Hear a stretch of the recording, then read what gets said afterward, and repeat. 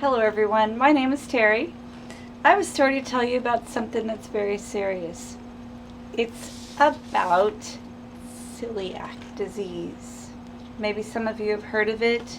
It's been in the news and around the internet, but 20 years ago when I first discovered that I had it, it wasn't anything I'd ever heard of. And when I first heard the term, it sounded pretty scary. But believe me, I was actually relieved to finally have a diagnosis. You see, some of the more minor symptoms of celiac disease, such as bad skin, can be simply attributed to acne. And I treated my acne with various lotions and potions and just lamented the fact that I had bad skin. And sometimes that can be played down as maybe a hormonal imbalance, like being a teenager, although as a teenager I didn't have acne. But when I first started to have the most severe symptoms of celiac disease, I made numerous trips to the doctor and a couple of times to the emergency room. It was the onset of intestinal pain that was the really frightening part. Listen, once I went to the emergency room because I had excruciating pain in the middle of the night, that doctor was so mean to me, and he told me I had an STD and he gave me a shot of antibiotics and sent me home. But that wasn't what was wrong with me, because 2 weeks later, I had a partial hysterectomy for what my gynecologist diagnosed as endometriosis. But guess what? That wasn't it. I was still experiencing severe pain. So for about the next 3 years, I went through various poking and prodding and medications that didn't work. I was given Prozac for fibromyalgia. I was tested for lupus, Crohn's disease, cystic fibrosis, sciatica. I remember the doctor who tested me for sciatica. His name was Dr. Payne.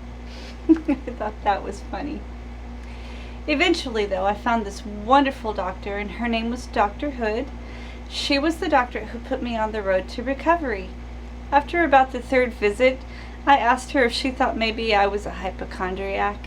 She said, "No, I think there's something wrong, and we're going to find out what it is." One of the first things she did was to check my enzyme levels.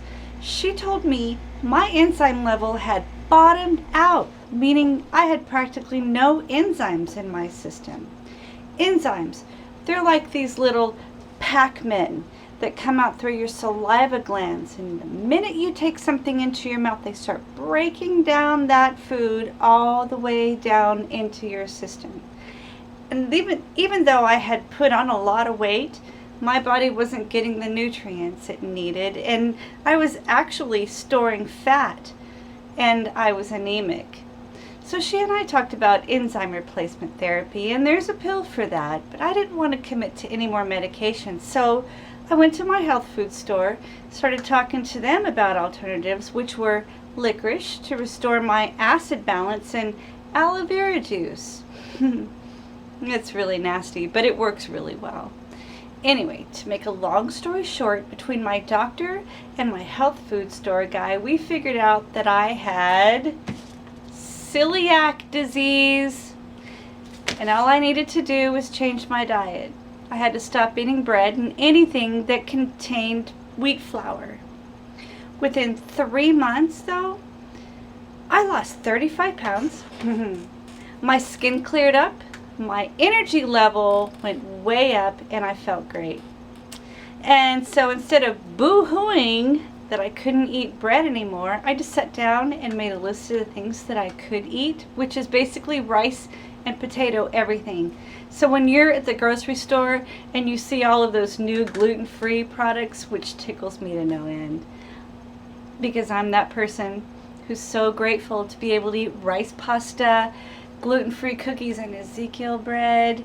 And if you're having a birthday party, please don't be insulted if I don't attend. I'm just allergic to the main course, cake. Look, here's the thing. If you're having problems similar to what I described, I suggest you get tested as soon as possible. The tests now are much more simple than when I began looking for a diagnosis. Celiac disease is an inherited trait, and if one member of your family has it, chances are there are others, and if left untreated, it can be fatal. As for me, The only thing that I really miss eating are raspberry zingers. So that's it for me. Thanks for watching and take care, everyone.